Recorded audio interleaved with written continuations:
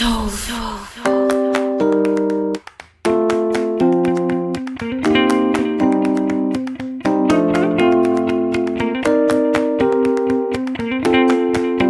16 harus kompak. Setelah mendengar penuturan dari Hana mengenai Kitty, Revalina merasa was-was karena tak hanya orang tua mereka saling kenal, tetapi sikap genit Kitty kepada Rafael bisa membuat suaminya tergoda. Ya, sudah ma, Rere ke kamar dulu ya. Mau kompres dulu kening, pamit Revalina. Mana coba mama lihat. Hana menyibak rambut yang menutupi kening menantunya. Ya ampun sayang, pasti keras banget jatuhnya. Lebih baik kita periksa ke dokter saja. Yuk, sambung Hana. Cemas, tidak usah ma. Rere baik-baik saja kok. Dikompres air hangat saja nanti hilang sakitnya. Baiklah, kalau begitu mama suruh Bijumi untuk membawakan air hangat ke kamar. Kamu rebahan dulu saja ya. Hana beranjak ke dapur. Revalina mengangguk kemudian pergi ke kamar. Di kamar, rupanya Rafael sedang mencoba menidurkan Aldebaran. Bayi gembul itu sedang meminum susu dengan memegang botol susunya sendiri sambil terpejam. Anak tate sudah ngantuk rupanya. Ucap Revalina pelan kemudian mencium pipi bayinya. Ia ikut merebahkan diri di samping putranya. Kehadiran sang suami tampaknya tidak Revalina indahkan. Ia masih merasa kesal dengan sikap suaminya itu. Ganti dulu bajumu, titah Rafael. Bukannya mengganti baju, Revalina memilih memindahkan Aldebaran ke dalam boks bayi. Tidur yang nyenyak, sayang, ucap Revalina. Setengah berbisik, Revalina duduk di tepi ranjang yang memang dekat dengan boks bayi. Bibirnya terus melengkungkan senyum sambil menatap bayinya. Kau bukan putra kandungku, tetapi kenapa yang aku rasa seperti akulah ibu kandungmu, sayang. Batin Revalina. Suara ketuka pintu rupanya tak membuat Revalina terusik. Rafael yang melihat istrinya masih asik memandang Aldebaran pun beranjak dan membuka pintu. Ada apa? Tanya Rafael. Ini tuan. Nyonya besar menyuruh saya untuk mengantarkan air hangat untuk Nona Rere. Jawab. Bijumi Rafael menyipitkan matanya. Untuk Oh, ini airnya Bi? Tanya Revalina yang tiba-tiba saja menghampiri memotong ucapan Rafael. Makasih Bi. Bibi boleh kembali lagi, titahnya sambil mengambil alih wadah dan handuk kecil dari tangan Jumi. Iya, sama-sama non, permisi, pamit Jumi kemudian pergi. Revalina melangkah masuk dan duduk di sofa. Tangannya mulai mencelupkan handuk kecil ke dalam air tadi. Rafael menutup pintu dan menghampiri istrinya. Untuk apa lagi? Ucapan Rafael terhenti. Matanya membulat sempurna saat Revalina menyibak rambut dan menempelkan handuk ke keningnya. Astaga, itu karena jatuh tadi? Tanya Rafael cemas. Revalina hanya bergumam mengiyakan. Rafael lebih dekat lagi menghampiri. Kemudian tangan kekarnya dengan sigap mengangkat tubuh Revalina. Mau apa kau? Protes Revalina. Rafael tidak menjawab.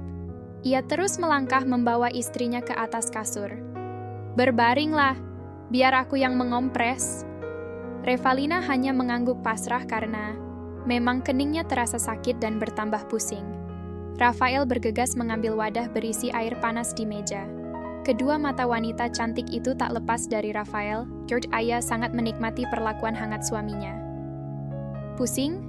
Iya, sahut Revalina. Tunggu sebentar, aku panggil dokter dulu, ya. Ucap Rafael seraya beranjak. Revalina menarik tangan suaminya. Tidak usah, sebentar lagi juga membaik. Enggak. Keningmu sudah membiru ditambah lagi pusing. Bahaya, Re. Cukup temani saja aku di sini, please. Ucap Revalina sambil merapatkan kedua tangannya memohon. Rafael kembali duduk di tepi ranjang dan melanjutkan pengompresan.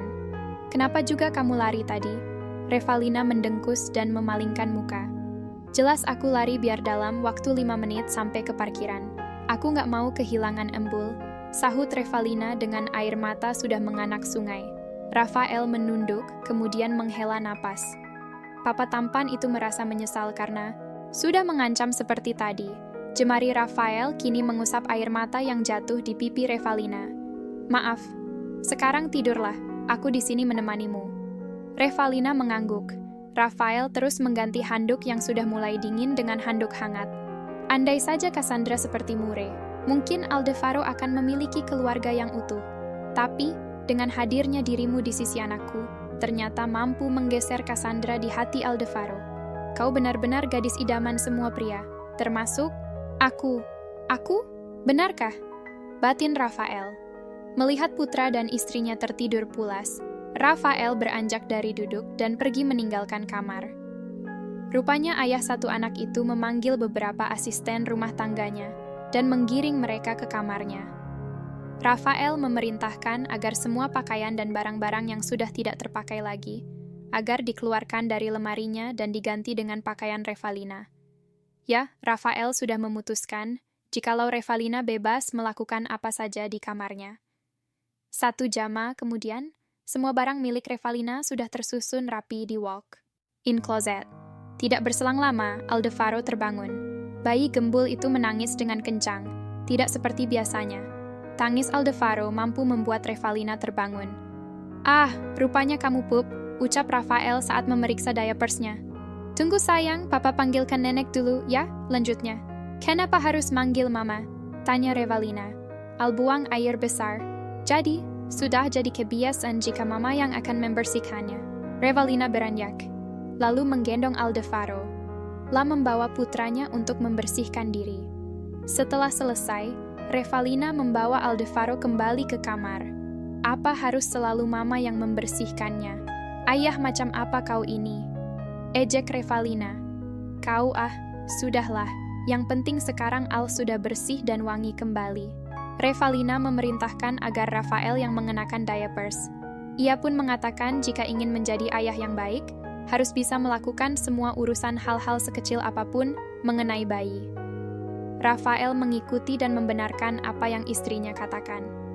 Kini, mereka berdua sibuk dengan bayi gembul di hadapannya.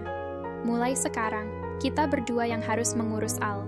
Jangan libatkan mama, kasihan," tutur Revalina. "Iya, kau benar. Baiklah, aku akan belajar mengurus Al hingga hal-hal terkecilnya." "Bagus, kita harus kompak dalam mengurus anak kita," ucap Revalina. Rafael tersenyum dan mengangguk. Hadirnya sosok Revalina ternyata tak hanya mencuri hati Aldefaro, tetapi lambat laun hati papanya pun mulai luluh. Pria dewasa itu berharap jika rumah tangganya yang sekarang bisa awet. Persetan dengan perjanjian yang telah mereka sepakati, pikirnya. Ia tetap akan ikut campur dalam urusan pribadi Revalina. Tanpa sengaja, tangan Rafael dan Revalina bersentuhan.